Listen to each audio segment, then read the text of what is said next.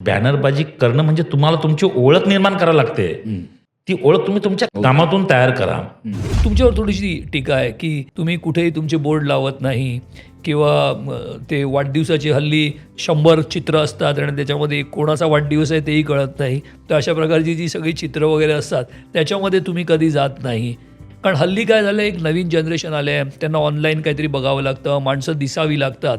तर कुठेतरी तुम्हाला वाटतंय का की हा थोडासा बदल तुमच्यामध्ये व्हायला हवा का, हे जे चाललंय ते बरोबर आहे?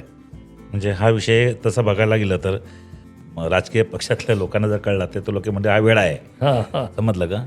आणि राहिला बॅनरबाजीचा विषय, तर कसं असते की प्रत्येक ठिकाणी एक तर आपण ती अनधिकृतपणे आपण लावतो. हो, होय. महानगरपालिकेचे आपण कर रूपाने जे पैसे जातात ते आपण बुडवतोय आपण ते. आणि अशा पद्धतीने ज्यावेळेस आपण जे बॅनरबाजी जे करतो की नाही, ते बॅनरबाजी करणं म्हणजे तुम्हाला तुमची ओळख निर्माण करावी लागते.